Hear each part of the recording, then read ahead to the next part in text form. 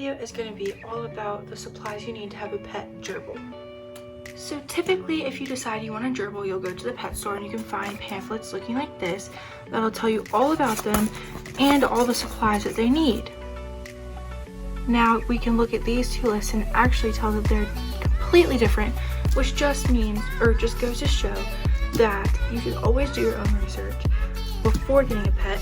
Never go into a pet store and make a rash decision to buy a pet unless you've either had them before or you're willing to do research later.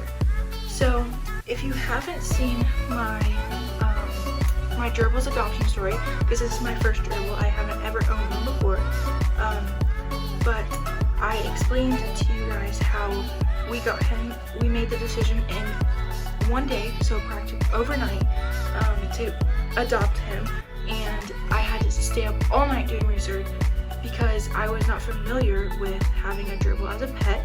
So I'm hoping that I can help you guys, because I watched plenty of these videos while I was getting ready to adopt Jeff, my gerbil.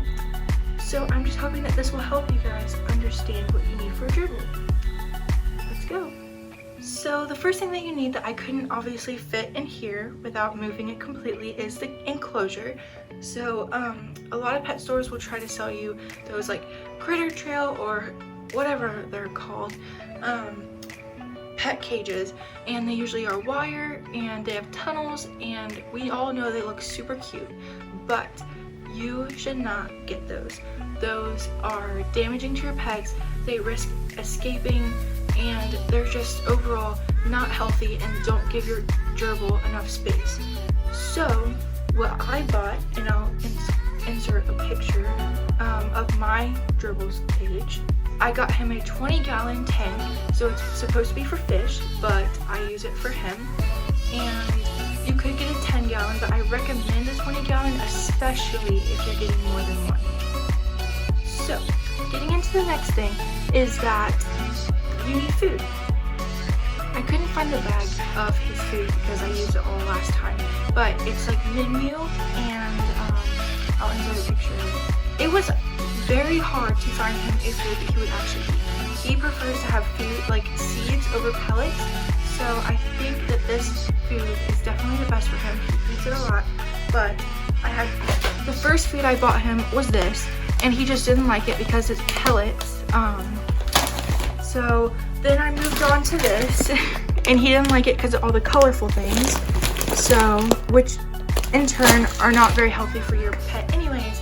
But this is a nice mixture of like pellets and seeds, and I still try to sneak in some of the oxbow food just to make sure that he's getting all of his nutrients and vitamins and everything that he needs to be healthy. So the next thing you're gonna need is this food bowl.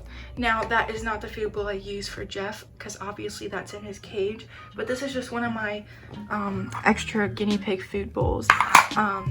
I tend to get them ceramic food bowls because it's less likely for them to knock it over, even though with my experience with Jeff, he likes to bury his food bowl anyways, so it doesn't really matter.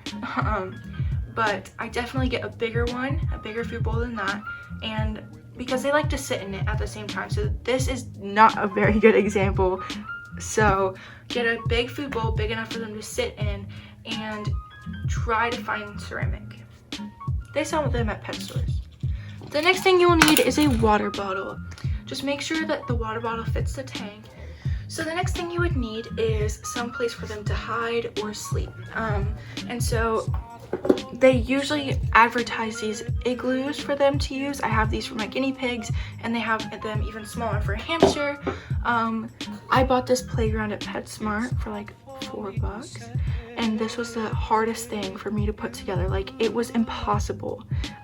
See, you can tell that like I didn't want to break it. So he loves to put a lot of bedding in that. It's like the hardest thing to clean ever. I use this coffee box for him just to lay under all the bedding so that he can burrow down here and get into the hole. He likes to use this to build as a tunnel to get out of his hidey hut, so he likes to use his tunnel. And again, I bury this under the bedding so that he has something to do, because they like to dig a lot. So invest in a lot of stuff because they will chew it up. Now, I forgot to mention something very, very, very important.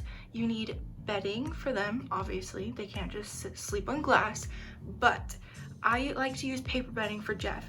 And the reason why, this is also in his adoption story, which will be linked in the iCard and description, but the reason why I adopted Jeff is because someone took him back because he had an allergic reaction to the bedding he was on. So if your gerbil has red crust around their nose, it's not blood, it's something that their body releases whenever they're having an allergic reaction to the bedding. So that would be the first thing I recommend doing, is changing their bedding. But this goes along with the bedding, so it's like a cat litter scoop. I suggest having one of these unless you want to use your hands, or if you have, I for my guineas have like a small handheld broom and a dustpan, and that fits in there but barely, so I suggest having this and then sweeping up the rest. But whatever helps you, whatever's easiest for you, but I really recommend having a litter scoop. Now, what I'm about to show you is just, it's not right. It's not right at all. So I bought this when I went to the pet store. This is a reason why you should do your own research first.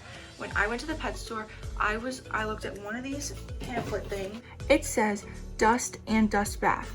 Now, I made the mistake of trusting that without doing any more research, and I got him this little dust bath, which is perfect. He loves it. He loves to like just play in there and stuff. But I also bought him this dust.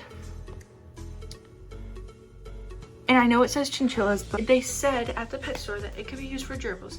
Now keep in mind that this was my first gerbil, so this was honestly a mistake, and I have stopped giving that to him, and I bought him reptile sand. I just don't have any at the moment. I have to go to the store and get some soon. But do not make this mistake. Do your own research. They need sand, not dust. I had someone comment on my on one of my hauls saying that, because I bought a new thing of dust, which I've since returned, but I had someone comment very nicely that I was putting Jeff in danger by using that, and thank you so much. Never hesitate to tell me what I'm doing wrong, because I'm still learning. But I have stopped using this dust, but I needed to get sand and not dust. So do not make the same mistake as me.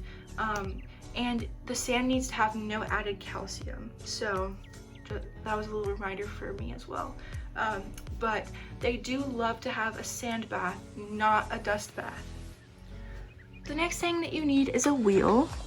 And there is a size chart for wheels, so I suggest you look that up too.